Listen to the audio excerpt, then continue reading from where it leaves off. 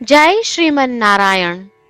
રામાનુજદાસ શ્રીમાન ગટ્ટુ વેણુગોપાલ સ્વામી દ્વારા વર્ણન કરેલ શ્રીમદ ભગવદ્ ગીતાનું ગુજરાતી ભાષાંતર હું આપને કહી રહી છું.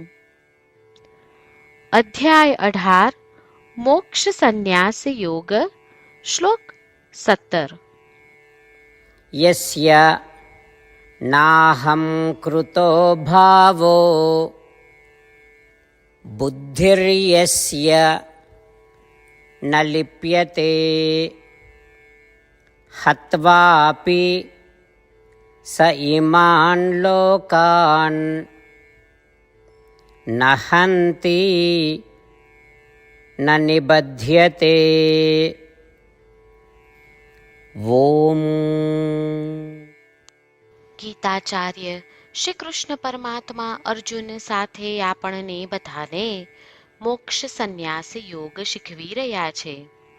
પરમાત્મા કહે છે, અર્જુન, જે સમજે છે કે હું કરતા નથી અને જે સમજે છે કે હું કરતા નથી તેથી તેનું કર્મ ફળ મારું નથી, તે કોઈને મારતો નથી, માત્ર કૌરવોને જ નહીં પરંતુ આ સર્વે જગતનો સંહાર કરે તો પણ તેણે વાસ્તવિકતામાં કોઈને માર્યા હોય એવું નથી. એટલું જ નહીં, તે પાપથી બંધાયેલો નથી, તે પાપનું ફળ અનુભવતો નથી. આ પ્રમાણે શ્રી કૃષ્ણ પરમાત્મા આપણને કર્મથી બંધાઈ ન રહેવાની સૂચના આપી રહ્યા છે. પરમાત્મા કરતા છે એ આપણે સમજવું જોઈએ. આપણે એ પણ સમજવું જોઈએ કે આપણે કરતા નથી અને કર્મફળ આપણું નથી. તેથી પ્રત્યેક કર્મનું મૂળ કારણ શ્રી કૃષ્ણ પરમાત્માએ જણાવેલ 5 પરિબળો છે તે સ્મરણ કરતા, પ્રત્યેક કર્મનું મુખ્ય કારણ શ્રીમન નારાયણ છે તે સમજતા, પ્રત્યેક કાર્ય શ્રીમન નારાયણની સંતુષ્ટિ માટે કરવું, શ્રીમન નારાયણની પ્રાપ્તિને આપણા જીવનનું ધ્યેય બનાવતા અને માત્ર શ્રીમન નારાયણનું શરણ લેતા. ચાલો આપણે બધા શ્રી કૃષ્ણ પરમાત્માના શબ્દોનું આ શ્લોક સ્વરૂપે પુનરાવર્તન કરીએ. યસ્ય નાહં કૃતો ભાવો બુદ્ધિર્યસ્ય ન લિપ્યતે હત્વાપી સ ઇમાન લોકાન ન હંતિ ન નિબધ્યતે.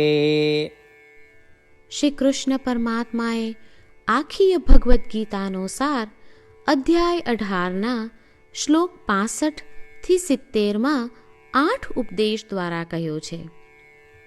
શ્રી કૃષ્ણ કહે છે, જે મારા આ 8 ઉપદેશ અનુસરે છે તે મને પ્રિય છે. એ સર્વે ભક્તોનું હું બધી જ રીતે રક્ષણ કરીશ.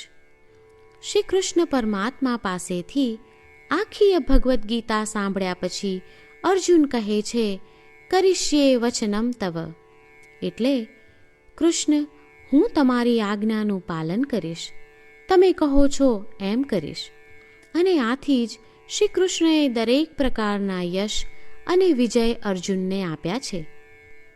તો ચાલો આપણે પણ પરમાત્માને 8 વાતો પાળવાનું વચન આપીએ. પરમાત્માને આપેલા વચનથી મોટી કોઈ પૂજા, તપ કે યજ્ઞ નથી. 8 પ્રતિજ્ઞાઓ જે આપણે લેવી જોઈએ તે હું હવે કહું છું. આપ સૌ પણ એનો મન અને હૃદયથી વિચાર કરો. આ રીતે શ્રી કૃષ્ણને વચન આપતી વખતે આપણે સૌ શ્રી કૃષ્ણની હસતી મુખમુદ્રાનો મનમાં વિચાર કરીએ અને પરમ આનંદનો અનુભવ કરીએ. જય શ્રીમન નારાયણ. આપણા 8 વચનો આ પ્રમાણે છે. આપણું પહેલું વચન, હે શ્રીમન નારાયણ, તમારા ઉપદેશ પ્રમાણે હું હંમેશા તમારું ધ્યાન અને ચિંતન કરીશ. આપણું બીજું વચન, હે શ્રીમન નારાયણ, તમે કહ્યું છે તેમ હું સદાય તમારી ભક્ત રહીશ. આપણું ત્રીજું વચન, હે શ્રીમન નારાયણ, હું મારા કર્મો તમને સંતોષ થાય તેમ અને તમારી સેવા માટે કરીશ. આપણું ચોથું વચન. હે શ્રીમન્નારાયણ, તમે અનુસરવા કહ્યું છે તેમ મને પૂર્ણ શ્રદ્ધા છે કે હું તમારી છું. હું સદાય મારા હાથ જોડી તમને નમસ્કાર કરીશ, તમારી ભક્તિ કરીશ. આપણું પાંચમું વચન. હે શ્રીમન્નારાયણ, હું તમારા શબ્દો યાદ કરું છું. મામેકમ શરણમ વ્રજ. તમે તમારી શરણમાં આવવા કહ્યું છે. શ્રીમન્નારાયણ, હું માત્ર તમારા જ શરણમાં છું. આપણું છઠ્ઠું વચન. હે શ્રીમન્નારાયણ, આપે કહ્યું છે મા શુચ. તમે અમને આશ્વાસન આપી શોક ન કરવા માટે કહ્યું છે, તો હું દુઃખી નહીં થાઉં, શોક નહીં કરું. આપણું સાતમું વચન.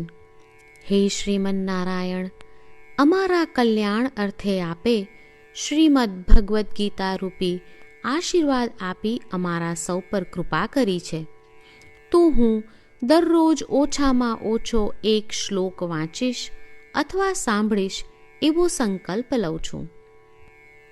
આપણું આઠમું વચન. હે શ્રીમન્નારાયણ, હું ગીતાના દૈવી શબ્દો એ ભક્તો સુધી પહોંચાડવાનો પ્રયત્ન કરીશ જેઓ ગીતાથી અજાણ છે.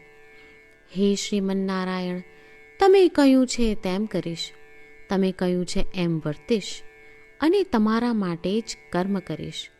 શ્રીમન્નારાયણને આપેલું વચન કે દરરોજ તમે કહ્યું છે એમ કરીશું, એ જ એક મહાન પૂજા છે.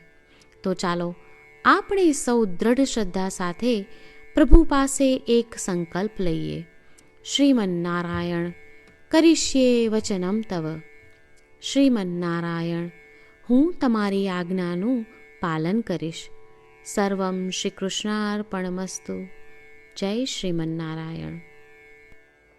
યસ્ય નાહં કૃતો ભાવો બુદ્ધિર્યસ્ય ન લિપ્યતે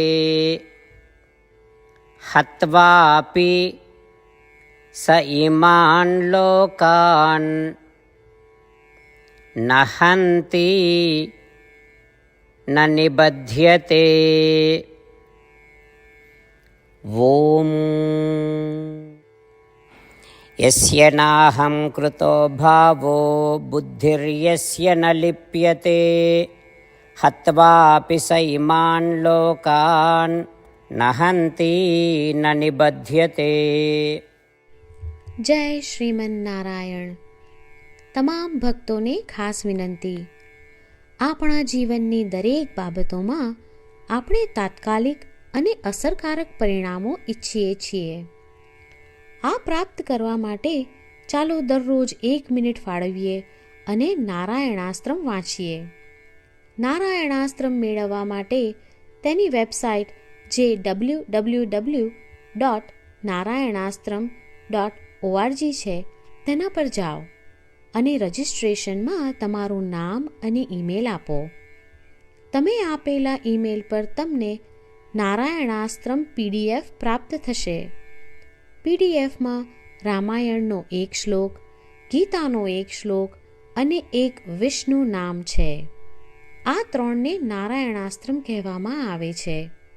દરેક વ્યક્તિને આ શ્લોકોનું અલગ અલગ સંયોજન પ્રાપ્ત થાય છે. જ્યારે દરેક વ્યક્તિ 24,000 ભક્તો સાથે તેમના નારાયણાસ્ત્રમને દરરોજ વાંચે છે અથવા સાંભળે છે, ત્યારે સમગ્ર રામાયણનું 1 વાર પારાયણ, શ્રીમદ્ ભગવદ્ ગીતાનું 33 વાર પારાયણ અને વિષ્ણુ સહસ્ત્ર નામનું 24 વાર પારાયણ રોજ પૂર્ણ થાય છે. આ એક અદ્ભુત અને અસાધારણ પરિણામ છે. તેથી તમે અને તમારા પરિવારના સભ્યો તરત જ વેબસાઇટ પર જાઓ અને તમારું નારાયણાસ્ત્રમ મેળવો. જય શ્રીમન્નારાયણ.